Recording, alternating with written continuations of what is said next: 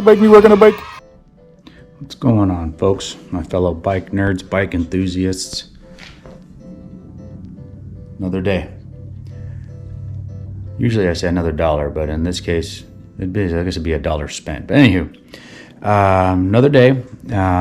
So yesterday, did the videos on tearing down that orange bike, the Gravity. Anywho, I can't remember. That's not important. What is important is what's under the blanket. Or like that one Brad Pitt movie, 7, I think it is. What's in the box? But actually, I'm just being stupid. All I did yesterday after posting those videos was I sanded down the frame. And I know it's nothing spectacular, but I don't know if you can tell, it's roughed up, and that's all that spray dot bike says to do. Rough up your paint. Actually, you don't even need to do that. It says if you have a good clean finish on your bike, their primer can just go right over whatever you got. So, but me being me, I want to take the extra precaution. I want to do it right. I'm forcing myself to be patient. And the reason I say that is because I'm gonna walk over here and show you without tripping and busting my face on other stuff. I'm gonna show you my daughter's bike that I built last year. It's an old 26-inch mountain bike I had laying around. The color, I like that matte blue color. And in building it for her, I got a little impatient. Right there, looks like a smudge, but it's actually my fat thumb fingerprint. Got a little impatient getting it out of the bike stand to go and start putting it back together. I don't want to do that again, so that's why I'm taking my time. And then I mentioned to you I got the third color coming for this bad boy. That earthly brown, other earth brown color. Also in that box is going to be some colors for hers. I actually asked my daughter what she wanted for a color instead of what I thought would look good for a color. So she picked some pretty cool colors. So when that gets here, I will share that with y'all. But today, I'm not going to be shooting any paint or any primer. It's about 48 degrees outside, even though the sun's out. A little too chilly cold for that. But I am going to play with some wheels that came off my bike. They're the Sunringle SR25s, tubeless ready. And I do believe, as I said yesterday, they were around a 21 mil-ish inner diameter. So for the 43, for those that want a really hot rod, the 43, these might be a touch too narrow. One thing I learned is, with your rim, 21 mil, let's say, just play along with me, and you put your tire on there, depending on what pressure and tube or tubeless, a tire and wheel combo will kind of work with each other, flex around the turn, versus too narrow of a wheel, your tire is just going to flip-flop, and you're not going to get the traction you need in a turn, or that tire won't perform to its full capacity in a turn, because the tire, instead of squatting and conforming, it's going to flex.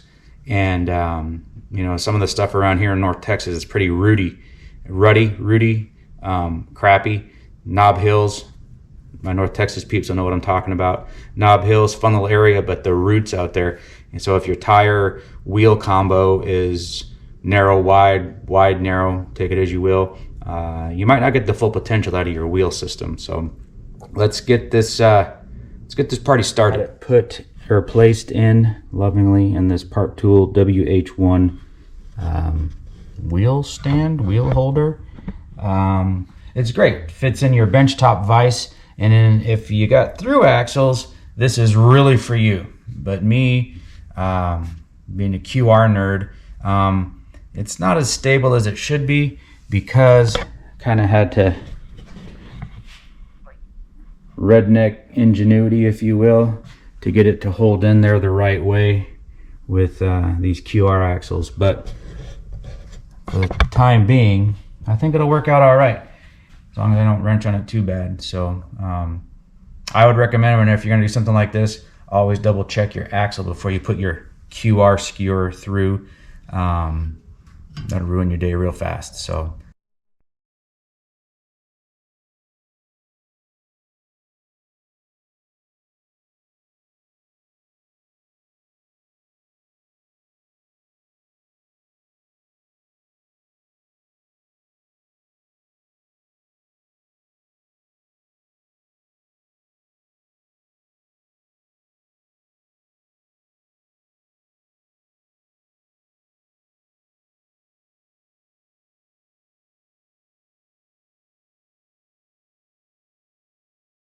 if you are gonna have the idea one day to run tubeless valves, various brands, but various brands leads to a collection.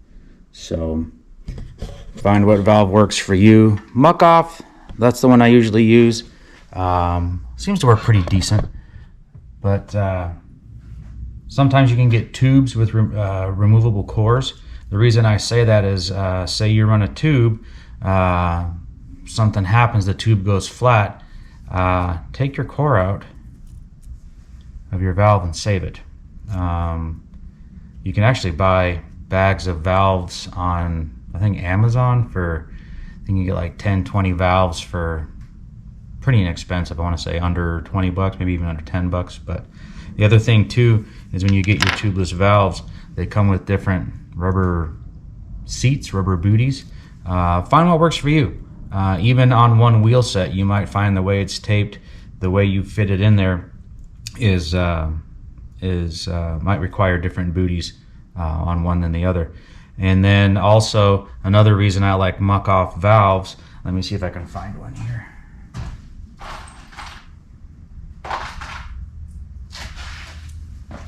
You got a 4mm hex head, you can tighten your valve both ends, which helps quite a bit. This one, I don't remember what valve this is, what brand, might be WTB, but it doesn't have that hex head in there. So I'm glad I explained that to y'all, because now I've changed my mind, and even though the valve is longer, this is what I want to run, because you can really tighten that valve down good to get a good squish on your booty. That didn't sound right, did it? But you know what I mean. We're all adults here, kinda. So this isn't a paid any kind of endorsement for muck off, but it just got me to looking too. I mentioned the hex head to tighten your valve down, but then 10mm wrench. It's kind of hard to see, but this, where my fingers are, that part of the screw-on portion of your valve, it's flat. You can fit a 10mm on there, and then these little rubber O-rings go down over the valve. And the other thing about, again, muck off valves, you get your cap, metal cap, but also acts as a core remover. Fits right on there, and bada bing, bada bang. In the unfortunate event, and then if you have enough of them, you can, mix and match your color styles with, whatnot. Anywho, I digress. I run them on my road bike too, the muck off valves. Tubeless on my road bike, tubeless on my mountain bike, tubeless on this build, and then there's a couple other bikes I want to go tubeless on too. But the key to it is, it's really fun when you finally figure out how to make things seal properly. That's the biggest thing.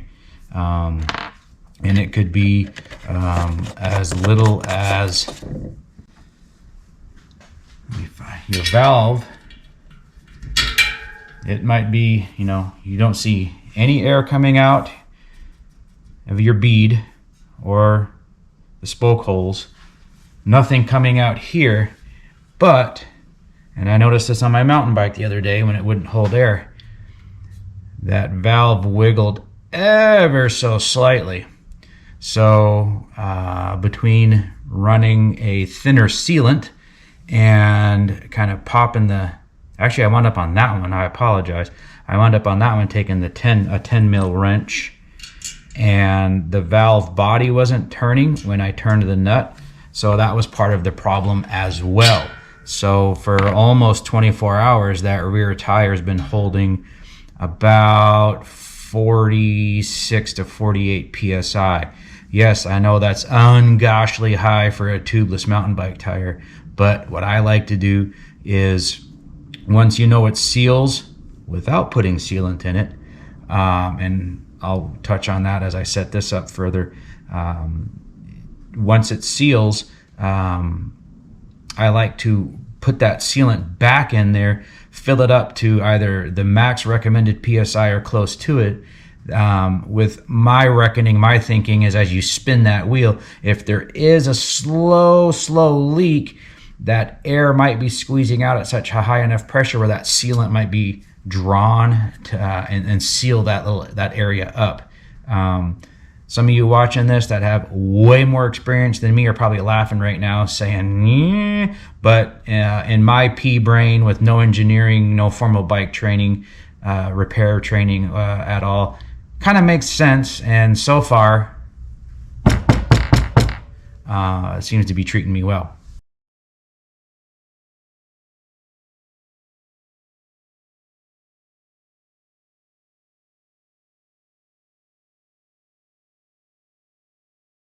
I just realized I misspoke on this. When I talk, misspoke, get it? Nope. Boy, I'm full of, anywho. As I mentioned earlier, these valve stem nuts, I really don't even know the technical term for them. Anywho, these doohickeys, when I mentioned that they have that flat side to them, it was a 10 mil. Well, I misspoke. This is 11 mil. Fits in there just fine. If you are able to, this is a, I don't know, I thought it was a Craftsman, but it's not. But something where you could get like this U-shape upward facing and then a normal box end wrench combo works great for kind of getting in there and not messing up your, tightening that down. So I tightened it down. How tight, I don't know, but enough to where, see if I can show you. This has, see, it's good to be fat. Now I can hold this with my stomach.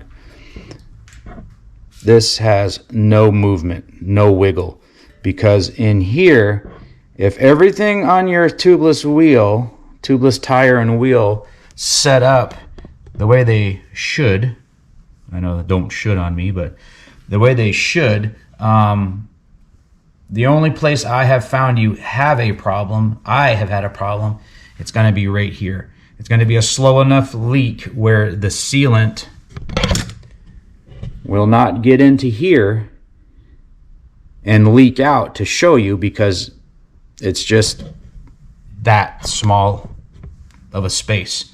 I don't know, half the width of a human hair possibly, I don't know. Sounds cool. So I've got that on there, got it in there good. The other thing too, before you go, always make sure that these valve cores are tight. It's like a warning label. And I'll leave it at that. New tire, come out and play.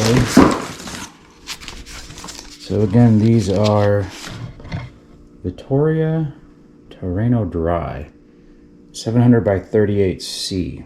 Just looking down at this rotor, the way I have it in this stand is most of your tires have what? A directional arrow. So does the rotor. 2 and 2. So that'll take the guesswork out of that, because I cannot chew gum and walk at the same time. And so when I'm not thinking putting stuff on, not gonna lie, some stuff might have gone on backwards, and I've been so pissed afterwards that it stays on backwards. So anywho, let's get these Vittorias. Like I said yesterday, I gotta start knowing when to shut up. I like to chit chat too much. One of the guys on a group I follow on Facebook, North Texas Cycling. He said he watched the video, he liked it, and I kind of course, saying thanks. I kind of told him, it was like, you know, when a kid plays, you know, I've got 4 kids. When my oldest, and my son is my oldest, our oldest, and then we have 3 girls. So my oldest daughter, and I hope she never sees this video because she will kick my butt, but she would play by herself in our front room. We were stationed somewhere else. The house we had a big front room, and she would play in there and just da da da da da with whatever she was doing, serving tea, making cookies with her stuffed animals, what have you. So I kind of liken that to this. I'm just a little kid playing, just chatting with myself, and hopefully you guys can make sense of what I'm saying, and hopefully some of it's useful. Like I said earlier, some of you folks with more experience than me are probably like, dude, what in the ever living wide world of sports are you doing that for like that? You know, to each their own. You know what they say about opinions. So anywho, these Vittorias, this is going to sound really weird. They got a softer feel than I thought they would. I thought, with my buddy, the way he described this tire and how awesome it is, I thought the sidewall area here would feel a little stiffer, but it's pretty, as Russ says on Path Less Pedaled on his channel, is pretty supple. So I'm just looking for the direction arrow, and da da da. Yeah, gotta flip it around, rocket surgeon. So here we go. Which, with a lot of bikes being disc these days, especially with this wheel size, why don't you just have the arrow on the same side as the rotor for schmucks like me? Yeah, so this is actually going on over the rim pretty good. Not gonna lie, as I'm getting older, my hand dexterity is freaking out the window. So I'm almost embarrassed to say that even on this stage of the game, I have had to use tire levers to get tires to this stage. But meh, whatever. Now, a lot of other videos you gonna watch on this here University of YouTube, when they show you setting up a tire, they always talk about getting the logo over the valve. I try just to, you know, do it to look cool, but if you can't, or you don't, you know, again, personal preference, but just something to keep in mind. And thankfully, this is kind of rotating around a little bit because, yeah, I do it, and I think it's all cool and whatnot, but I do not have an eye for it. And sometimes what I've done, I don't even know why I'm telling you this, but on some tires, let's go look at, like these Ventures, for example.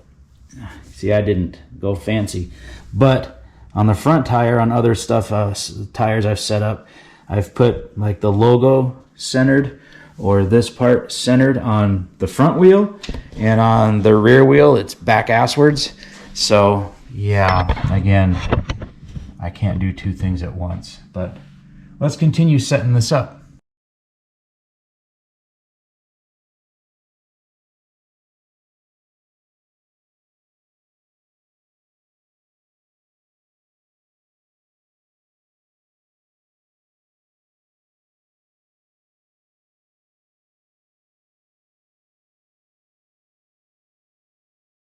Being a little bit lazy, I don't know if you saw in that time-lapse video, got the floor pump out. And with my mountain bike tires, was able to do the tubeless get up without a hitch. But with this one, a little bit narrower. Don't know why. Road bike tires even set up with the floor pump. But I just too lazy, or whatever you want to call it. A lack of motivation to dig out that yellow thing over there behind all that crap is my air compressor. But I think for this, we're gonna have to, so let's give it a rip. All right, so got the bead to pop. A little concerned. I don't know why I was having such a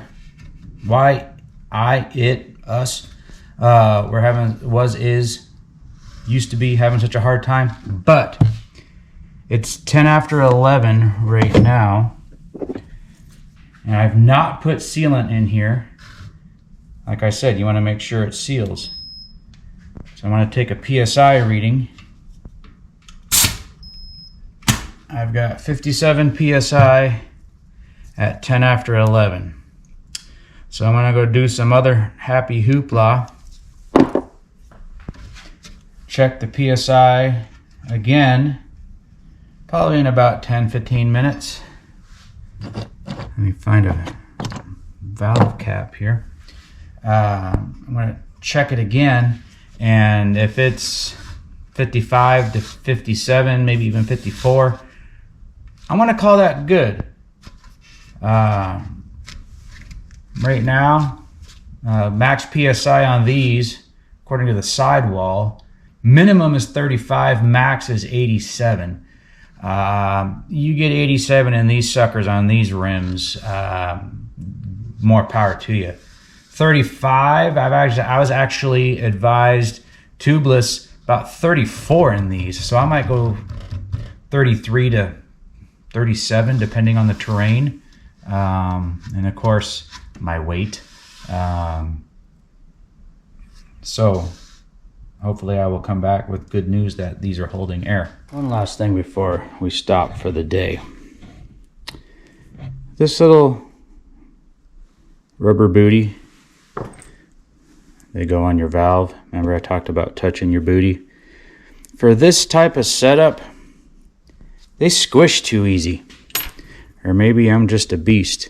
If you get tubeless valves, say to set up for gravel, anything other than road, hopefully it comes with this kind of rubber booty, almost like a T, if you will.